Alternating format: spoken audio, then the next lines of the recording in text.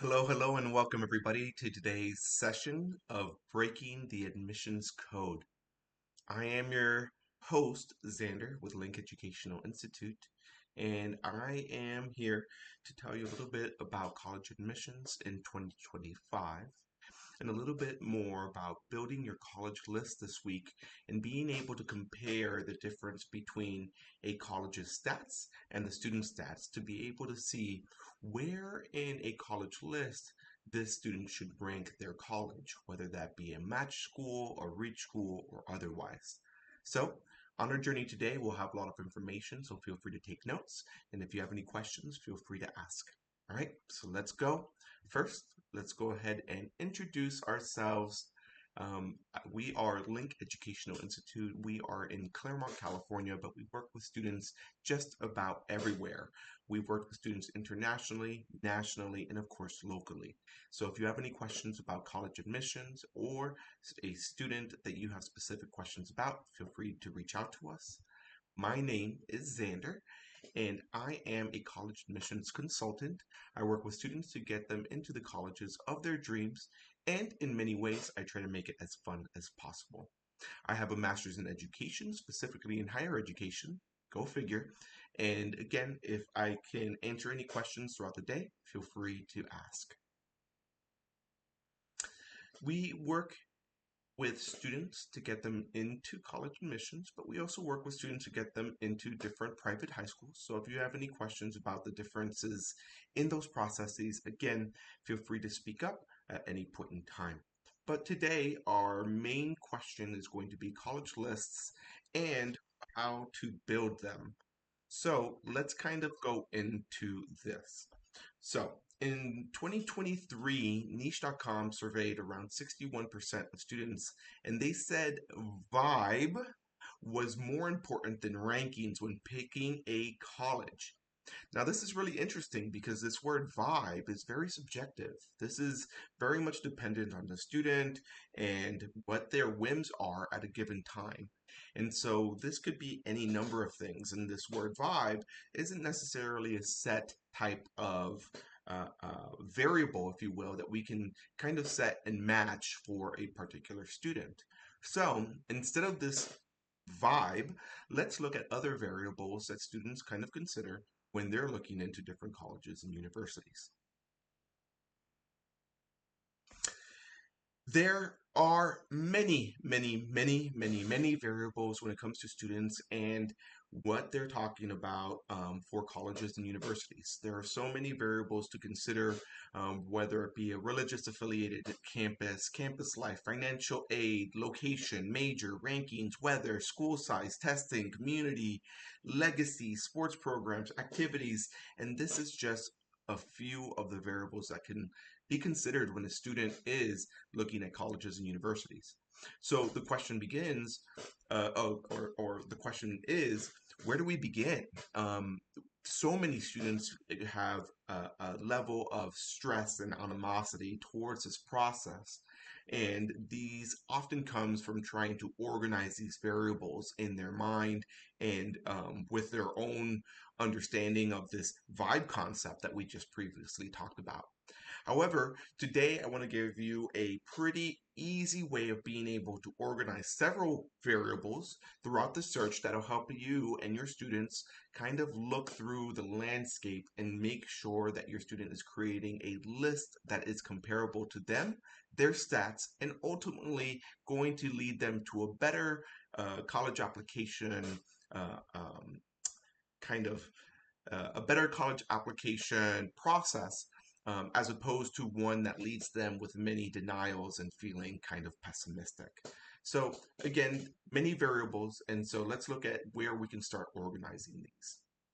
So first and foremost, let's look at the types of colleges and universities that we can be looking at throughout this process.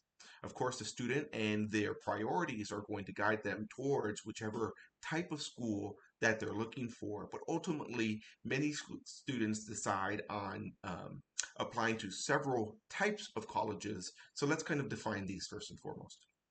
First, we have the community colleges. A lot of us know these institutions as 2-year degrees for associates. We have state institutions. These are institutions that are within a particular state of the United States. These institutions are both federally and state funded and are public entities. Then we have institutions like the CSUs, UCs, some might even say the UTs. And I'm giving you a lot of acronyms, so let me define that. So the CSUs are Cal State Universities, the UCs are University of California, and the UTs are University of Texas. Now, while many state institutions have or many states have their own institutions, right? The state colleges, the state universities, there are some particularities with some states. So, for example, California has two systems called the Cal State system and the University of California system. And those systems have their own applications. And so, if a student is looking to apply, they're not going to find that in what is proverbially called or usually called the common application. They're going to find it in their own CSU application and a separate one altogether for UC applications. And then again, that's particular for students that are looking to get into California, but for the most part, most other states are going to have a pretty standard system. And then finally, we have private schools or private colleges. These are located throughout the nation, in every single state. Now, private schools can range from the best of the best to pretty mediocre schools, depending on what your student is looking for. So ultimately, have them be conscious of their choices when it comes to what variables fit for which one of these institutions. Then, of course, we also have the different admissions options. Yes, I know I'm going to be throwing more acronyms your way, but at least this time we define them. So let me tell you a little bit about these options because it will help your student determine when they want to start applications. Obviously, these will help them understand when they need to submit applications and deadlines. And ultimately, each one of them is going to give them a specific percentage shot of getting into a particular school. And so, for example, most often early decision and early action applicants have a better admissions rate than regular decision applicants. So let's define these. ED or early decision is an option for many schools, not every school, but many schools, that is supposed to be a bound decision. And what that means is if you apply ED, most students will apply to a early decision or a single ED, and this is usually going to be their top choice. And the ED, again, if you get into that school and you've decided to apply ED, that is a binding contract. You are required to attend the school that you applied to ED and got admitted into ED. But ultimately, if this is not something that you are interested in, but you want to apply early, then this next option is for you. Early action is very similar to ED, right? Except that it is non-bound. So many of those early decision and early actions are going to happen around the same time, the same deadline. However, again, one is binding, ED, and the other one, EA, is non-binding, which means that if you get into several schools early action, you can still choose which school you go to. You may even wait until regular decision to get your acceptances to be able to decide where I'm going after that. But again, early decision, binding, early action, non-binding. Then we have restrictive early action. Restrictive early action, again, is going to happen early. However, depending on the school, they have restrictions based off of the early applicant. And so for some schools, for example, it might say, you can apply restrictive early action to this institution if you're not applying to other institutions that have deadlines after this date, or whatever that date may be for that institution. Other institutions may say you can apply restrictive early action to this institution and you cannot apply as long as you do not apply to early decision to other institutions. So again, it's varied based off of what that school needs with regard to the restrictive early action. And then the other two are pretty standard, which is going to be the regular decision. This is going to be the most common deadline that students go to, which is usually going to happen somewhere around December 31st to January 2nd. And then finally, rolling admissions. Rolling admissions are the most kind admissions, which means that many times there are no deadlines. You can apply to these institutions at any point in time, and then from there, they'll give you their admissions based off of a rolling basis, whether that be spring, summer, fall, so on and so forth. Okay, so those are the admissions options from these different types of universities that you'll likely see. And again, not every single school is going to have these same types of admissions. However, you will likely see these with many different institutions, right? Many schools will just have regular decision and no earlies. Several schools will have early decision and regular decision, but no early action. And even more schools will likely have early action, regular decision, but no early decision. So again, just look at these details when the student is looking at schools and colleges and universities. So now that we've talked a little bit about schools and what the standards are and the deadlines are for those, let's talk a little bit about our student that we're going to be looking at today. We'll call the student Link. And Link has a GPA of about a 3.85 weighted GPA. They've taken 5 AP courses. They are looking to major in engineering, and they have a few wants, which is coastal. They want non-religious institutions, and they look for rigor. It looks like that is misspelled, but it's supposed to say rigor. From there, where they're interested in robotics, some of their activities include cultural activities, varsity swim team. They've been a flautist for 10 years. And then they've also, um, let me get back to that. Um, and then they've also done community service. And so let us get back. There we go. So they've also done community service. And so now that we know a student profile, let's start looking at how to compare a student's profile to that of a college, right? And we're going to do this using what we call the common data set. Now, this is one of the most major tools that most high school counselors do not provide their students. This is a free Google search away from the most amount of information that a student can get about a particular institution within the confines of being able to compare themselves to the previous a student body that was accepted the year before. And so when we're comparing apples to apples, that's going to be the easiest way to compare whether or not I have a shot at this institution based off of last year's acceptances. So I'm going to show you this with a few different institutions so that we can see a few different data points.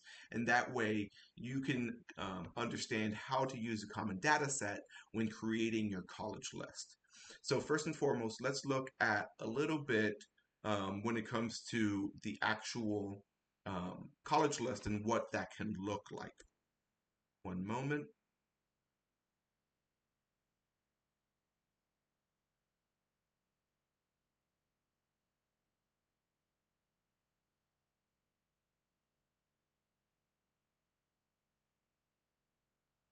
So when we're looking at building a college list, here's a good example of what we're looking for at the end of the day.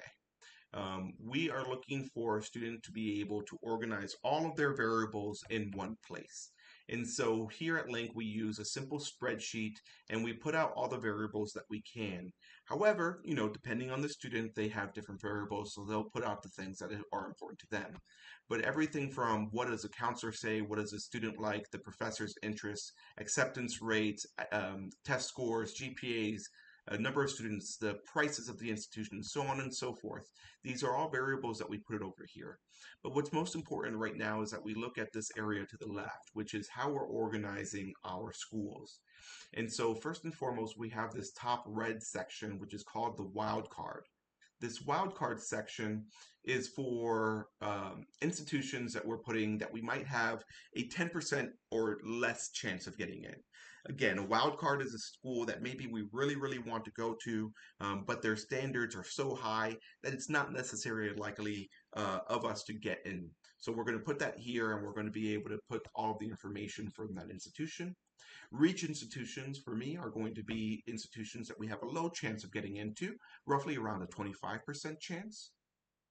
Our maybe schools are going to be maybe 50-50 schools, the ones that we feel pretty confident, but again, looking at their standards, we're looking at maybe a 50-50 chance of getting in. And then finally, we have our match schools. These are schools that you have a pretty strong chance of getting into, 70% or plus.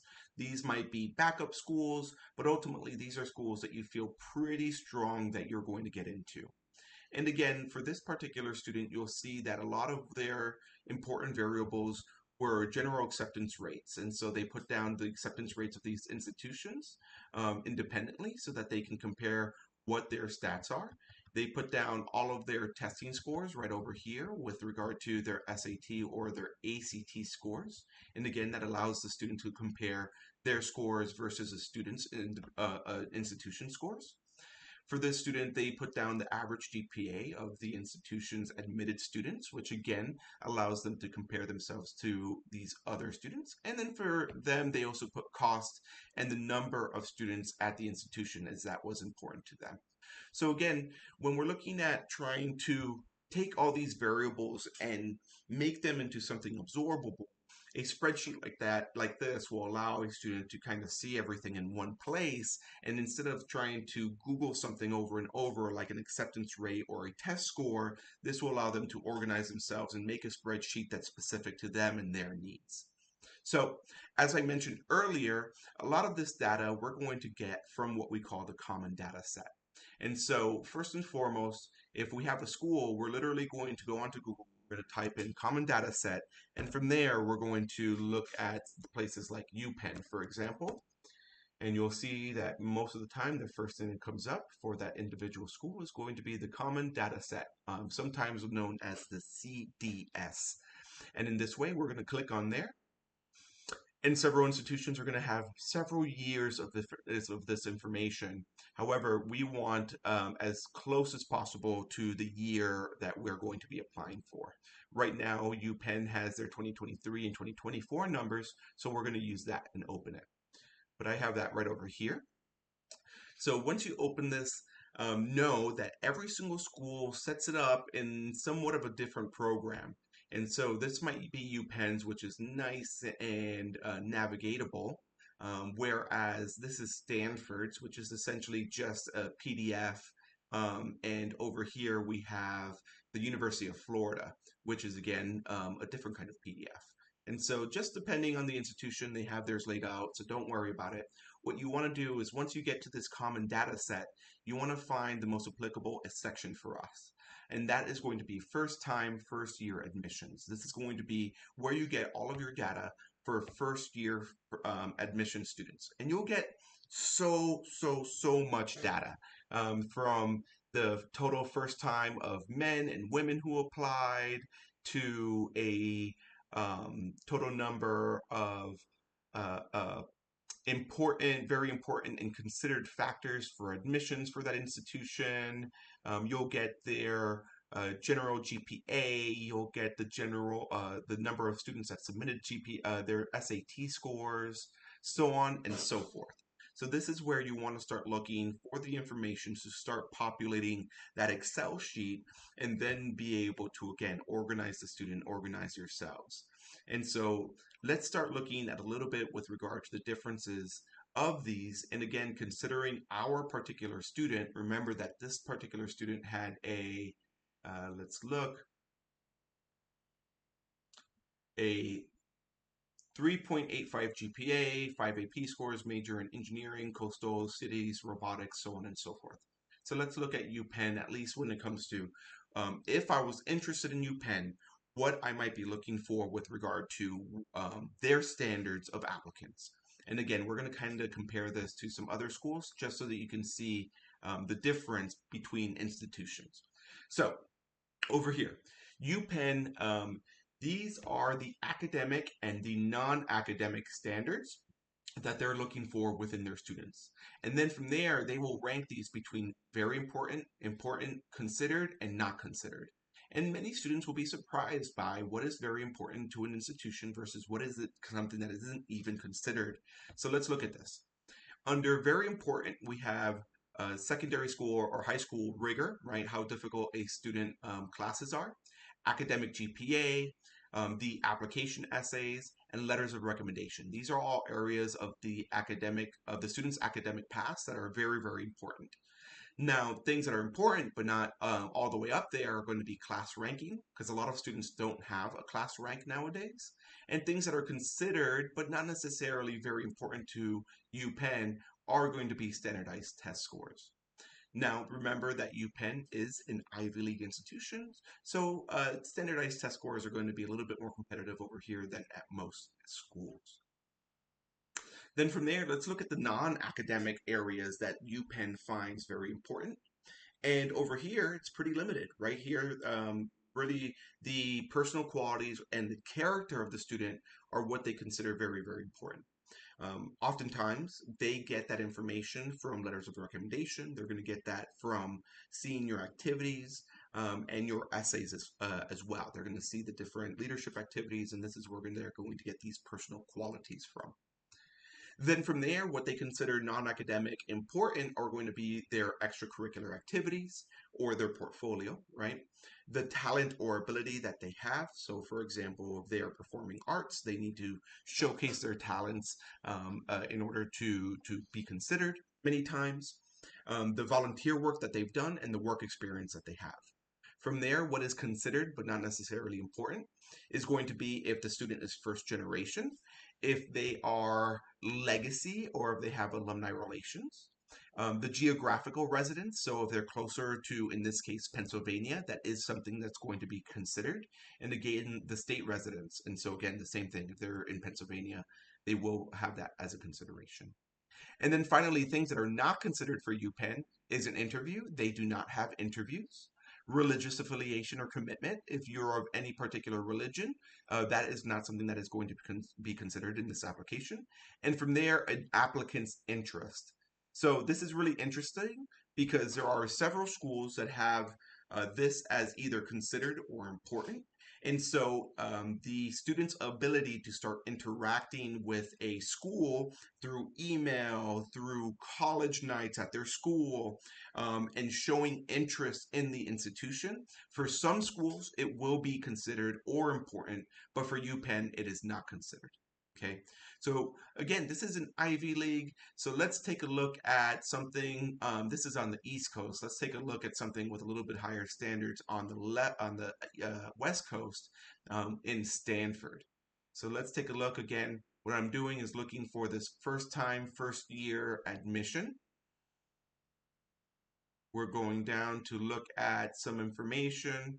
And again, here we are with regard to what is important for academics.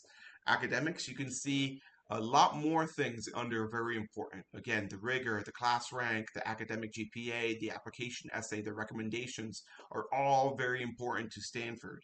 Stanford has a 1% admissions rate, and so therefore they can be very, very, very picky with who they let into their school. So therefore, students that apply to Stanford need to have the best letters of recommendation, the best application essays, the highest rank that they can get, so on and so forth. From there, other than that, the things that are considered but not necessarily important in any way are going to be standardized test scores. So again, of course, this is Stanford, so you're going to be looking at a little bit higher level when it comes to testing scores anyway. And so an SAT or an ACT should be close to perfect when it comes to Stanford, despite it not necessarily being important, simply because of the competition. From there, non-academic, very important, would be their extracurricular activities, talent, ability, character, personalities. Then from there, there's nothing necessarily important, but things that are considered would be an interview. They do interview at times. First generation status and alumni legacy status. Geographical residence. So again, if you're closer by, if you're in California, volunteer work and work experience. And then the things that are not considered would be state residency, religious affiliation, and again, level of applicant's interest. So this is again something that a student can use when they're looking at a school. They can see these areas that are important to an institution. And if they're looking at this and they say out of their academics, that's important to me, but it's not very important. I don't necessarily have a 4.0 and I didn't necessarily take APs. Well, maybe Stanford and UPenn may not be the best options for you because of all these areas where they find it very important. And maybe that was just an important factor for you, but not very important, right? For our student, it seems like they're up there when it comes to their GPA, right? They have a 3.85 GPA. They have five AP scores courses, and so it seems like academics are pretty important. But let's see some other standards. In this case, we'll look at here, this is the University of Florida. Again, our student wanted coastal cities, or at least coastal locations. So that's why we're looking at these particular schools at the moment. And again, University of Florida, we're looking at first year applicants. These are transfer students. Here we go. So again, these areas for the school based off of the selection committee. Again, you can take a look at those. But right now, I am interested in potentially looking at test scores, right? Over here, it looks like, for example, let's get a little bit closer. You can see that for students at the University of Florida, around 47% are going to be around a 700 to 800 in the English reading writing section of the SAT, and 52% are going to be in that area for the math. From there, we have around 50% of students that are going to be anywhere between a 1400 and a 1600 SAT composite score. So around half of the students that applied get that at the University of Florida. And then for the ACT, right, we're looking at roughly around 54, 74, 40, 62, and 63% in those respective areas of the ACT. And so again, this allows me to look at a potential student's SAT or ACT score and comparatively tell them, hey, listen, you've got a 52% chance based off of your test score of getting into this institution. If you're anywhere around 1200 to a 1399, you roughly have a 43% chance of getting into this institution. Whereas you have anywhere between 1000 and 1200, you're going to have a hard shot, roughly around the 7% chance of getting in. And so again, all of these statistics allow us to give a little bit better definition of to our chances and if we want to take the opportunity of applying to this school. Again, let's take a look at the GPA. Around 60% of students that applied to this school had a perfect 4.0 or above, which is a weighted GPA. Our student has a 3.85 GPA, and so therefore they're looking at around a 35% chance of getting into this particular school based off of their GPA. Again, good information to have for us to be able to decide on which schools are going to make our list and which schools are going to be reach, match, so on and so forth.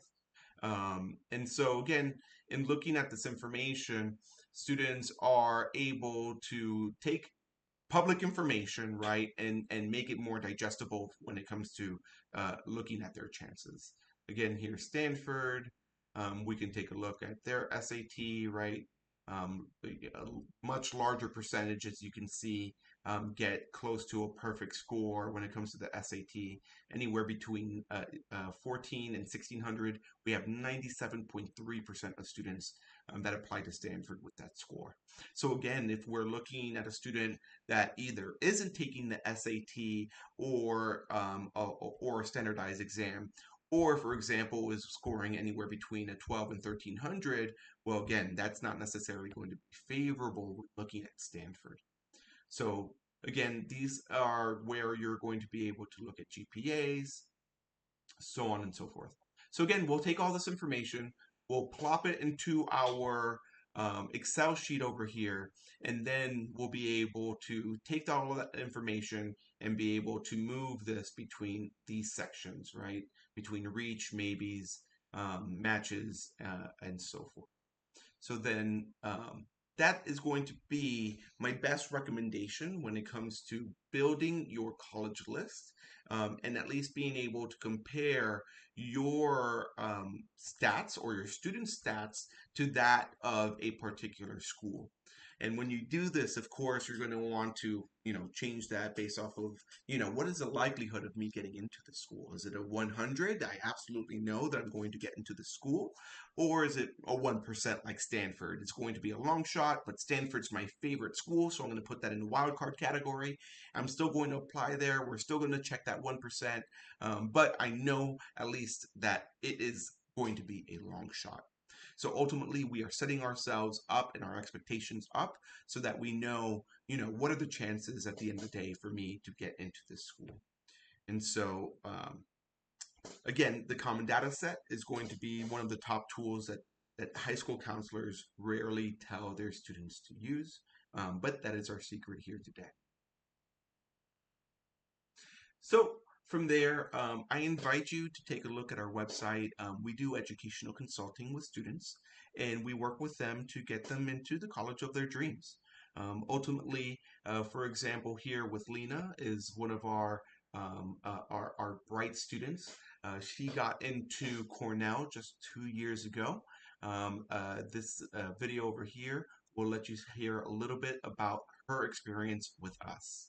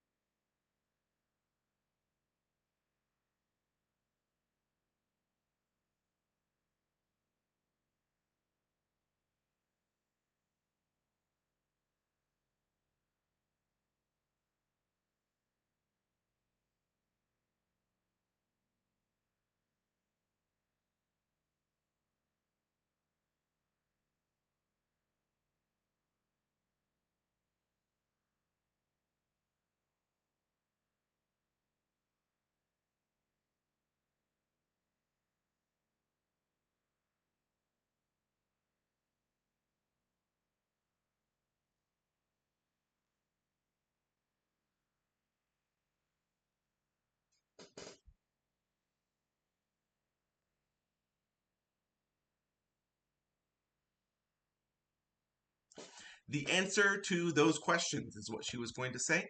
And ultimately, again, what we try to do here is that we try to help our students in the most comprehensive way possible. And so ultimately, if you have a student that will be going through this process, either in this upcoming fall or in the upcoming years, we invite you to have a conversation with us so we can help you guide the yellow brick road to wherever your goals may be. In so many ways, we hold students accountable to their deadlines. We make sure that they're completing their essays to the best degree that they can, and we make sure that it happens within the time allotted, which is going to be the most important part. So then we have amazing results. We have students that get into places like Berkeley, UCSB, Seattle University, SLO, and ultimately our outcomes are what speaks for themselves. We have students that get into Ivies, all the way to state schools, and I'm ultimately very, very happy with their experience with us. And so, as we keep on looking through all of these different experiences that our students have, whether it be Chapman University, Carnegie Mellon, what we aim to do is make this process something that is absorbable and in many ways, hopefully, fun and reflective so that the student can have a better opportunity to enjoy this experience as opposed to getting stressed from having to be guided by themselves many times. And so I also invite you to go into our website, linkeducationalinstitute.com, and sign up for our free college planner. This planner has a lot of information that we went through today, but also has a lot of ways to help your students stay organized through this process. It is completely free. And so if your student just wants to be able to take this planner and fill it out, it will allow them to then take their ideas, take their activities, take their portfolio, and be able to transfer that into the Common App, into UC applications, UT applications, CSU applications. It will make the process far easier and enjoyable for them. Again, if they want to do it on their own. And then from there, again, we are here to help. If you have any questions at all, we are here to make sure that you leave with the answers. And we are able to provide free consultations for families that have those questions. So feel free to sign up on our website, and we will be able to answer any questions that you have about your particular students' experiences and their navigation into higher education, or whether that be something particular for your students' experiences that we need to look into together. And again, if you have any questions, feel free to reach out to us. This is our email, contact at Link Educational Institute. 626-594-5113 is my cell phone. So if you have any questions, you can give me a call. You can send me a text. You can send me an email. I will respond in kind. But if there are any questions, feel free to reach out.